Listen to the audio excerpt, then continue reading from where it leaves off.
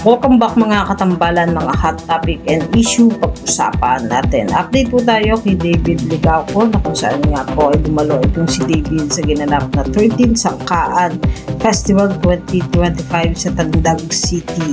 Makikita naman sa post ni David na talagang mapinagkaguluhan itong si David sa naganap na festival.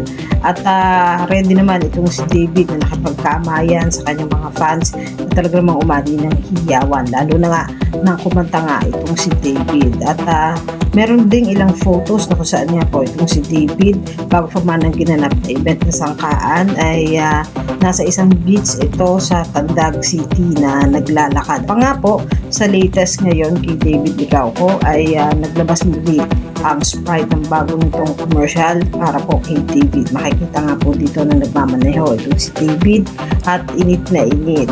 At makikita rin na uminom itong si David ng Sprite. At sa caption nga po ng post yung si David sa kanyang social media account, feeling drained already from the heat and traffic. Hey, stress is not cute, cool ka lang, Sprite is the answer. Saan nga po ay talagang in-enjoy nitong si David ang pag-inom ng Sprite. Samantalang naglabas nga po ang Taco Story na magkakaroon nga po ng Treat Strong Game Big Dream Collect All with David Ligauco, kung saan ay may mga jersey at stamp card na makukuha nga po at ito ay limited edition lang.